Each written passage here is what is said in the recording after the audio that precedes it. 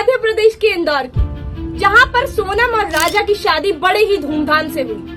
यहाँ पर राजा था एक ईमानदार और सीधा साधा टाइप का लड़का, लेकिन उसकी दूसरी तरफ यानी कि उसकी वाइफ सोनम वहीं पर पढ़ी लिखी और मॉडर्न टाइप की लड़की थी।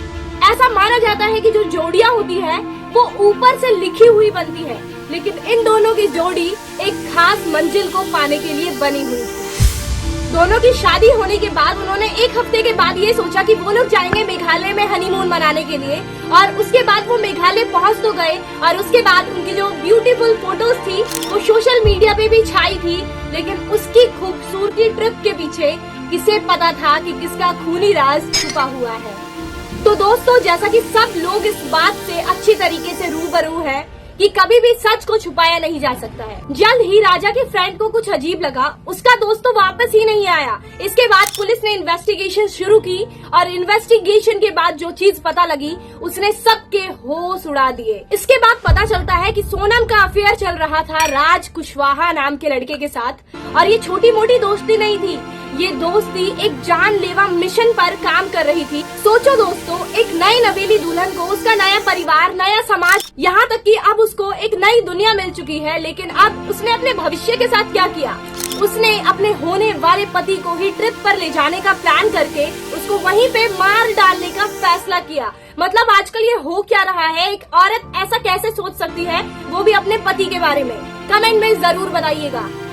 सोनम अपने पति यानी कि राजा रघुवंशी को मेघालय के एक फेमस जगह पे ले जाती है और उसके बाद वो वहाँ पर उसको धक्का मारती है या फिर उसको जान से मारकर उस घाटी में फेंक दिया जाता है।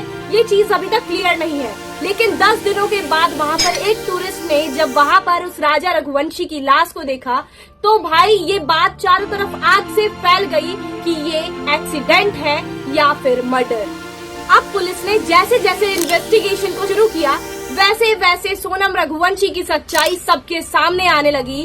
CCTV, mobile location, mobile details और सबसे बड़ा सबूत तो ये कि सोनम रघुवंशी का उसके एक्स बॉयफ्रेंड मतलब कि राज कुशवाहा से कांस्टेंट कांटेक्ट। और आपको मैं यहाँ पर एक और बात बताना चाहूंगी कि वहाँ पर राज के साथ उसके 3 दोस्त जो कि कांटेक्ट किलर थे वहाँ पर मौजूद थे। उन सबका प्लान ये था कि सोनम के पति यानी कि राजा रघुवंशी को जब मेघालय लेकर आया जाएगा तो उसका फोन छीन लिया जाएगा, उसका पैसा छीन लिया जाएगा और लास्ट में उसकी मौत को इस कदर दिखाया जाएगा कि ये एक मौत नहीं है, ये एक एक्सीडेंट की वजह से इसको मौत की प्राप्ति हुई है। लेकिन दोस्तों, आप भी देखो जरा कुदरत का खेल, कुदरत का कानून भी बड़ा जोरदार होता है। आखिरकार साजिश भी पता लग गई और उसके पीछे का जो खूनी राज था वो सबके सामने आ चुका है। इस हत्याकांड के बाद सोनम रघुवंशी ने अपने पति की मौत को हटाने के लिए सबके सामने से उसको दबाने के लिए कई जगह पर छुपने की जोरदार कोशिश की, लेकिन उसके अंदर जो गिल्टी कंसाइंस मौजूद था ना,